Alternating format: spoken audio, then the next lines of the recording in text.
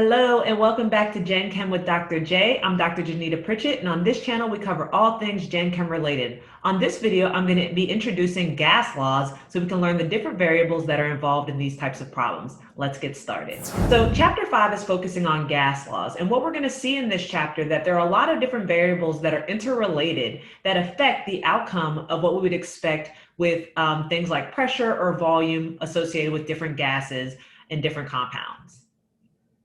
So let's first talk about some different properties of gases. So if you recall back in chapter 1, we learned about solids, liquids, and gases, and that these are the general phases of matter. So gases are a bit different than your liquids or gases. These gas molecules are always in motion. They're constantly moving and bouncing off of whatever container that they're in. And they're really trying to get to a situation where they can expand and completely fill up the container that they're in. They try to create as much space between each of the molecules or compounds to prevent any interaction between them. Because of this expanding property, they often will take the shape of the container. So like a solid shape is fixed, but a liquid and a gas, the shape of them will take the shape of whatever container that they're in. They have a very low density, especially compared to solids or liquids. They are compressible, which means they are able to squeeze some of that space out of that exists between the different molecules to get them nice and compressed. So think like a pop bottle, how you hear that psst sound. That's because the gases that are in there have been compressed down. So the moment that we open them, they're now able to escape. Gases, think about the air that we breathe, are homogeneous mixtures. So we can't individually pick out the different components of the air. Visually, it looks exactly the same. And remember that gas molecules are always in motion and they have this fluid-like behavior. So gases, like I said, are constantly moving. They're constantly bouncing back and forth. And so as a result, they're hitting different surfaces around them. As they hit those surfaces, they create a pressure that we can actually measure. Now that pressure is related to the force divided by the area that they are encountering. And so you can imagine if we change things that would affect the overall speed of the molecules, like perhaps raising the temperature or changing the size of the container that they're in, they will also impact things like the pressure. So the gas pressure really is the result of those moving gas particles hitting the surfaces that are around them. So several factors come into play when it comes to what that pressure would be. First, it would be the number of gas particles that are found in a specified given volume. Also, the size of the container or the volume of the container that the gas particles are in. And then the average speed of the molecules. How fast are they going will also dictate that pressure that's able to be generated. Now, when we think about how the total number of particles would affect the overall gas pressure, well, I always like to tell my students, think about if you're in a classroom and you put a whole bunch of 2-year-olds in there. And so if you have like maybe 10 2-year-olds in a classroom, they're going to be running around, bouncing off the walls. But now, if you were to increase the number of students that are in the number of 2-year-olds in there, you now would have them even more bouncing off the walls. So the amount of pressure that's building up in that room would become greater. So the take-home message is the higher the concentration of these gas particles, the higher the pressure will be. Also, when we think about the volume of the container, think back to that classroom idea. If we have a larger classroom or a larger container compared to a smaller container, well, let's think about how that would affect the pressure that's being built up in the room. Again, think back to those 2-year-olds. They're running around, so pressure is building up. Now, if I take that volume, that size of the classroom, and cut it in half, well, now those same 2-year-olds, they're running around in there, so even more in a tighter confined area, so even more pressure is able to be built up. Or if I expand the room and let those same 2-year-olds run around, the pressure is not going to build up as quickly because of the amount of size, the amount of room that they have to measure or run around. So the take-home message is that the larger the volume or container that the gas particles are found in, the lower the pressure would be. So there's an inverse relationship that exists.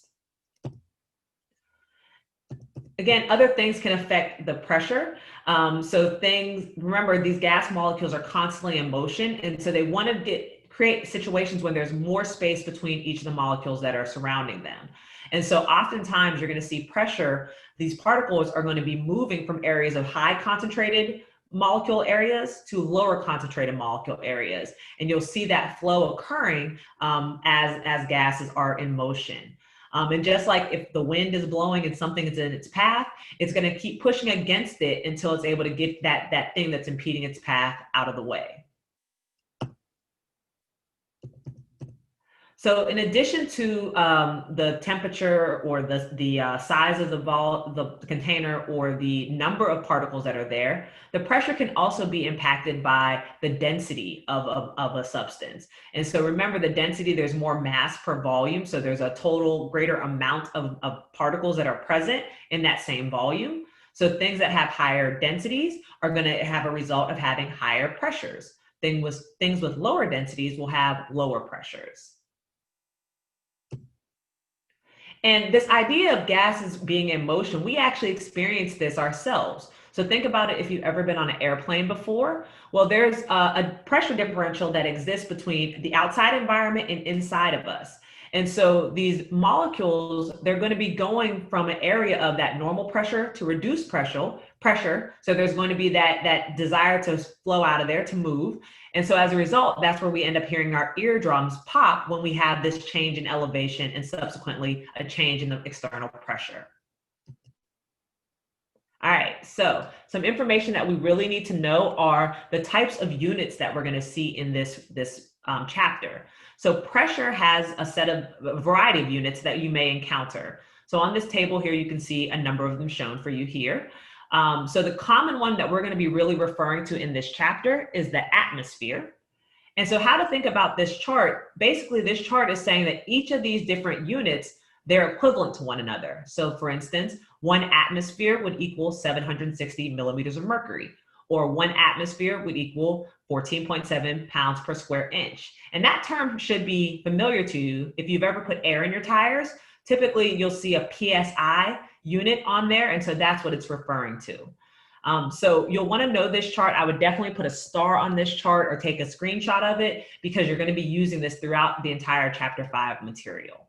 And so we're going to incorporate these numbers into doing some unit conversion as we are approaching these problems, okay?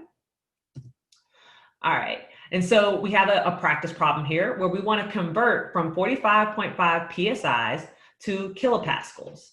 And so I want you to think of your atmosphere as your base unit, much like we did when we were doing our metric system conversions or even our mole conversions. We always had that thing that we were getting to first. And so atmospheres, let that be your base unit. So we're always going to get to atmospheres first and then convert to other units as necessary.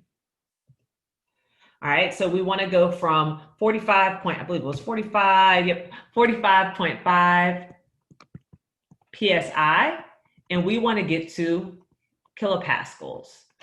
And so now when we look at those, we see we're not in atmospheres, we're not solving for atmospheres. So our first thing is going to be to get to atmospheres. So we're going to want to go from PSI to atmospheres, and then atmospheres to kilopascals.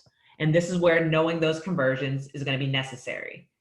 So we're going to set up our unit conversions as we've done many times in the past. And we recognize that this will be a two-step process.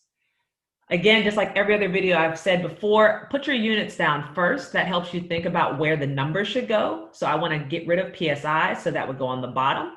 On the top, I'm going to first put atmospheres. And then I'm also on the bottom going to put atmospheres because I now want to cancel that out. And then kilopascals on the top. And now it's just a matter of plugging in the numbers that we know. And so from our chart that we just saw, we know that 1 atmosphere is equivalent to 14.7 PSI.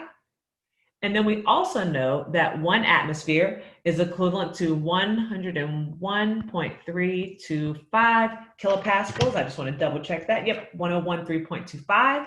And then we plug it in. So we would do 45.5 times 101.325 divided by 14.7. And when we do that, we end up with 313 kilopascals.